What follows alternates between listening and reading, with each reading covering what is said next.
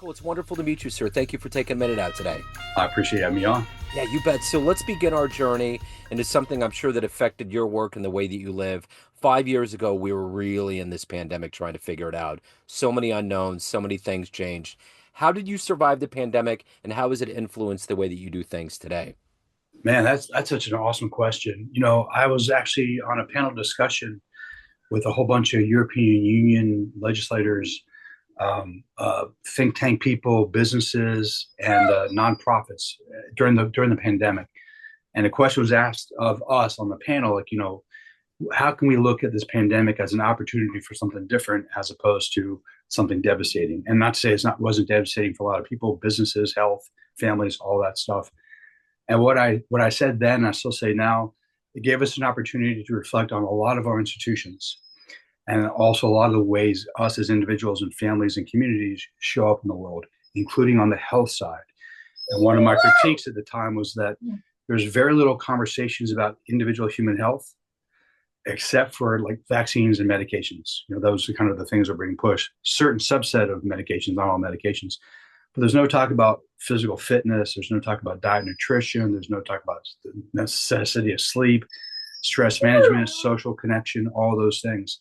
So I use that as an opportunity not only to share my thoughts on those things that are important, but kind of do a deep dive into those very realms of human experience and to put together, programs to say like, hey, if this ever happens again, we want to be much more resilient as people, as institutions and systems entering into it.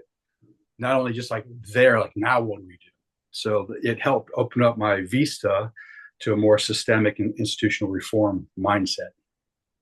So let's get into exactly what you do on a daily basis. I'm going to put you in front of a bunch of kids, 12-year-olds. It's career day. And one of the kids is like, hey, what do you do for a living? How do you answer them? Well, here's the funny thing. I had dinner with my sister last night. I mentioned to you, it's my father's 89th birthday. And I remember a conversation with her a couple of years ago, and she's like, I've known you your whole life. She's my older sister. Still don't know what you do. So to ask me what I do in front of a whole bunch of 12-year-olds, it'd be day specific. I wear many different hats. I'm 30 years into as a psychotherapist, American psychotherapist. I've been coaching for 20 of those years. I do a lot of work with individuals. I work with couples. I run groups. But I've also spent time teaching and training in epigenetics, in mindset work, in resilience training, and human optimization, kind of in the integrated medicine space or integral medicine space. I spent 20 years in public policy. I can talk to you about that. I'm trained as a PPS and a PI. So like lots of different hats throughout my life and career. Depends who I'm talking to and what of is interest to them is where I might lead or begin the conversation. But so take me back to your childhood. Yeah, What sure. were these foundational elements that led you to this work? What was instilled in you that has evolved into who you are? Great question. So I'll have to share with an obnoxious story for me when I was 9 years old. I was diagnosed with an obsessive compulsive disorder. I had some certain learning disabilities, so school was hard for me. So I was walking around 9, really stressed out internally. So my mom took me to see a psychiatrist, which 1979 makes sense. I was having inner problems, and at the end of the session, she tells me this after like years later. She's like, you know what you did? I'm like, I don't remember, but I was like, what did I do? She says, you turned to me and you said he's fat, he smokes, he can't help himself. How can he help me? And I left the room. Yeah. That was the beginning of a whole new trajectory for me because she agreed. Not that she's rude to the psychiatrist, Right. but I didn't think he was going to help me. Then he was going to be able to help me. So she found me a therapist, and this answers your question. The therapist, Mrs. Pat Lawson, taught me biofeedback, guided imagery, meditation, and got me into the martial arts. And that set off a whole new course for me. So talk to me a little bit about who has been a motivation, who's been a hero, a motivating force for Nice. you in your life. Wow, that's a great question. So probably as a little kid, I would say it's Bruce Lee. Yeah, I was born and raised into the martial arts as a kid. I watched literally Enter the Dragon every day for years because I'd go to my basement and I'd meditate and I'd work out and I'd watch Enter the Dragon. Although obviously, Bruce Lee is no longer with us, but he was definitely a formative figure for me as a little kid. And then I would say, man, there's a couple other like Stephen K. Hayes. He was one of the first Americans who studied under Masaki Yatsumi ninjutsu, authentic ninjutsu in Japan. I studied his work when I was a kid. Daisei Suzuki, he wrote the book Zen Mind, No Mind, which is a book I read when I was 9. So I was really informed a lot by the martial arts and the Zen tradition. That's kind of some of the formative things for me. Um, and then, I was born and raised in the DC metro area. And a lot of our neighbors were the intelligence agencies or law enforcement, like the FBI, government contractors, military. So I had also, I would say, a lot of influence from people in those kind of spaces, who kind of impacted me greatly, and kind of the warrior tradition, but as expressed in law enforcement, military, and intelligence too. So, was there a client, was there a moment, was there a job early on that you knew this was your path in life? When did you know that you found your true calling? Man, so I can tell you when I first got, oh my God, this might be it, but then I had to pull back. So my therapist, when I was a little kid, like I said, taught me guided imagery meditation by feedback. So when I was like in high school with some of my friends, I would take them through guided meditations. You could call it kind of semi-hypnosis, guided meditations, and some of my friends loved it. And I was like, wow, I'm pretty good at this in terms of inducing hypnotic states and opening people up to thinking differently and experiencing themselves differently.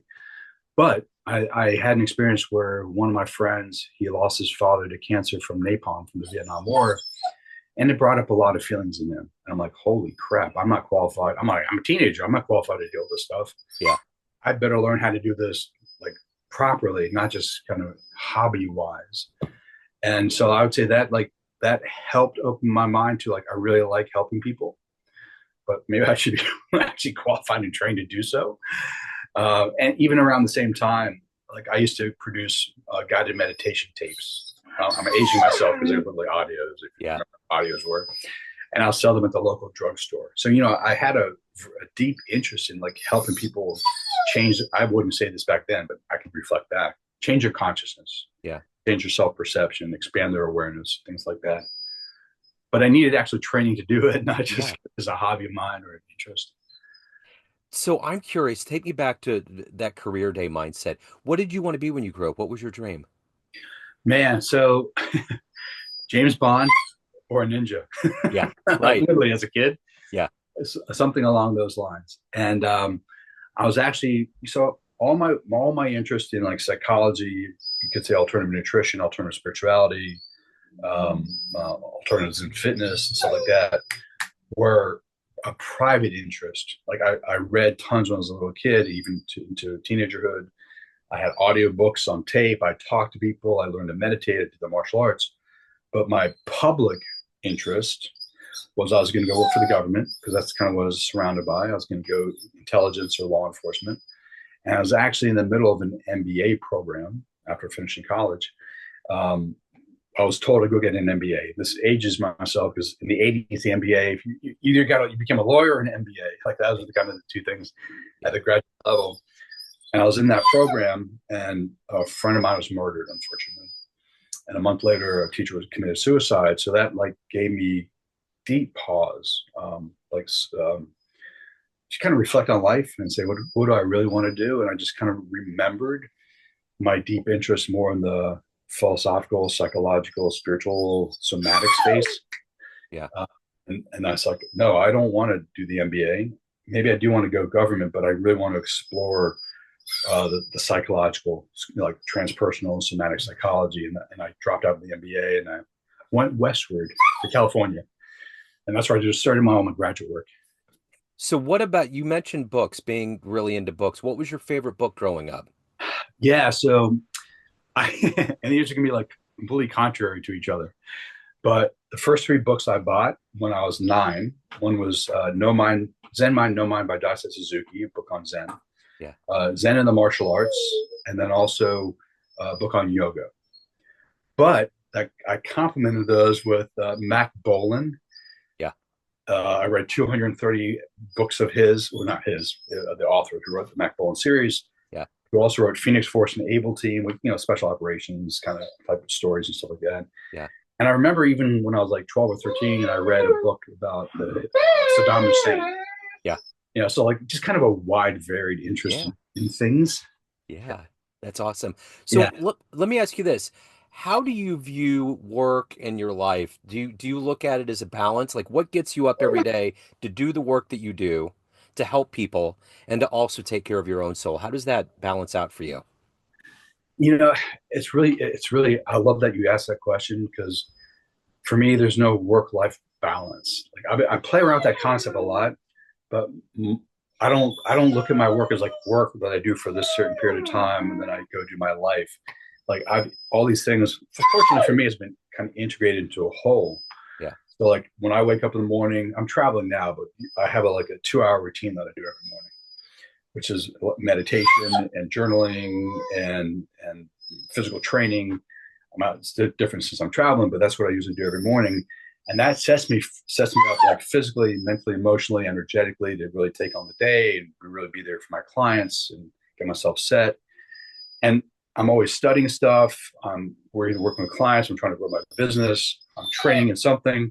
It's all kind of integrated into the whole over the 24-hour period of time in any particular day. So let me ask you this. If Yeah. you had a dream tonight, you ran into a younger version of you, an 18-year-old version of you, and you could give that young version of you a piece of advice based on this life you've lived, the wisdom you've gained, what advice would you give your younger self? Uh, Man, it's so interesting you bring that up because that's actually been in my zeitgeist for like 2 weeks now. Yeah. So a couple, if can I give myself a couple pieces Oh, of yeah, absolutely. Yeah. do whatever you need to do to develop the confidence you need to make better decisions in the dating space would be one of the first things I would do. Yeah. That's one thing. Second thing is consistently train your body and mind. Don't take any kind of breaks over time because you're going to need the fortitude, the mental toughness, emotional resiliency to get through some challenging times ahead. Yeah. So I'd say that one too. Um, and travel more. Yeah. When you have opportunities to go do things, Yeah. although it might seem like, oh, that's only a fantasy or I shouldn't do that because I have other responsibilities, doesn't mean you don't do your responsibilities, but take the opportunity to travel. So let's say you walked up to a podium of everybody that's known you in your life, in your career, and you could tell them a fun story, fun anecdote, something that would humanize you. What would be a really fun story you could tell that room? Humanize myself. Uh, well, I don't know if this is funny, but I can tell you a story. Sure. So, when I did the 20 years of public policy work, along with being a coach and therapist at the same period of time, like multiple full time jobs, I was invited to represent the United States in Germany for an international gathering of health freedom people. There Yeah. was an attempt at the United Nations to restrict access to dietary supplements in member states. I'm a natural medicine guy, also freedom lover. So I'm like, I oppose that, and I got invited to represent the U.S. And we did it was a 22-hour flight, which just doesn't make any sense. It should have been like 6 to Yeah. Germany. Like delays from D.C. to New York, and delays from New York to Germany. So I finally get to Germany, and I arrive at this room in this hotel, and it's a big conference room. I'm like, hey, where am I supposed to sit? And the person's like, oh no, you're giving a talk. And I was like, yeah, no, I'm giving a talk to these 24 other activists from across the globe. And he's like, no, no, no. I'm like, what do you mean, no, no, no? He's like, you're giving a talk in the stadium. I'm like, to who? She's like, oh, there's 900 people out there, and you're on in about 5 minutes. And I'm like, okay. I had no clue I was giving a talk. I just spent 22 hours in a plane and not sleeping. So I'm like, 5 minutes. And she's like, oh, he's like, yeah. So okay, let me go to the bathroom. So I go to the bathroom. I get a white, index card, and I write 3 notes down. And then I go out and give my 45-minute speech to 900 people. And I would say that rated a deep sense of confidence in my own ability to like be fast on my feet. Yeah. And I say from that moment forward, I was able to do not exactly the same thing. Right. You put me in a tight spot. Yep. You need to call forth whatever wisdom I might have or knowledge. Yeah. I'm much more capable of doing that having gone through that one experience. That's amazing. What a great story. So, of everything that you've done and evolved to and achieved in your life, what are you the proudest of? Um, can I say 2 things? Yeah, please. So I graduated from SEALFIT's SOF Academy. It was an academy. It's a 3 week, but it ended up being closer to 4 weeks academy for young men who want to go Navy special warfare. So 5 of the guys I went through with are SEALs presently. I was 39. I wasn't going anywhere, but I wanted to see what I was capable of. I completed that, and then on the tail end of that, we did what's called Kokoro Camp, which is modeled after Hell Week, but it's 50 hours instead of 5 full days. And I was able to succeed at that whole series of experiences, which, Kokoro Camp, you don't sleep, you just train in various environments, kind of get kicked in the nuts a lot. It's really hard. You Yeah. get to see who you are. I'd say I'm really proud of that series of experiences and my ability to prove what I'm capable of and kind of dig really deep beyond the mind, because the mind plays tricks on you, beyond the emotions because you're kind of emotional, beyond the body because you're exhausted after a couple of days of nonstop training. Yeah. So I would say one of the two things is I'm proud of that experience. So everyone has a perception of you, family, friends, clients, everyone that knows you, but you run the show. What's your perception of you? Who do you think you are? A seeker. Yeah, I hope that any perception I have of myself is I can hold very lightly, because I hope that I'm continually growing, evolving, adapting, and learning over time. So any identity I say, oh, this is who I am. Hopefully, when you and I talk a year from now or 5 years from now, I can add to that identity. I'm not just locked into that identity. But a few of the character traits, I hope kindness is something that I could see, I would see myself as, that might be reflected back to me. Very resilient. If you know some of the things I've gone through, I'm resilient. I would say that I have pretty complexity in my thinking. I can't help but think systemically when I do things. I'm always pulling in multiple different pieces. Yeah. And part of the seeking is a learner. Like, I'm always learning new things, and I love to challenge my own limits of my own thinking and my own limits of my own being and see if I could be more expansive over time. Yeah. Yeah. So if anyone has any questions, they want to learn more, they want to reach out, any of the good business in your world, where do they go? Thank you. I appreciate you asking. My website, Michael D, as in for the letter D, Ostrolenk, OSTROLENK.com. And then on Twitter, M Ostrolenk. On Instagram, M Ostrolenk. I'm on Instagram way too much. LinkedIn, Michael David Ostrolenk, and Facebook, Michael David Ostrolenk. Cool. I will put those links in the show notes. Michael, this is wonderful. Thank you, sir. Thank you for your time. I appreciate it, man. This has been fun. Thank you for having me on. Yeah, absolutely. Hello, friends. Joe Dimino here. I just wanted to let you know that after 30 years or so, I have finally released my first book of poetry through the mighty Spartan Press here in Kansas City, Missouri. As the creator and host of both Neon Jazz Radio and the Famous Interviews with Joe Dimino podcast, along with being a visual artist, I'm ready to embark on a new adventure and want you to be a part of it. You can get a copy online via Barnes & Noble, Amazon, and actually on the streets in Kansas City at the great Prospero's bookstore off 39th Street. You can also visit joedimino.com for links to the book, to more poetry, and everything in my world, including paintings. Thanks for all of the love and support over the years, and please dig the words.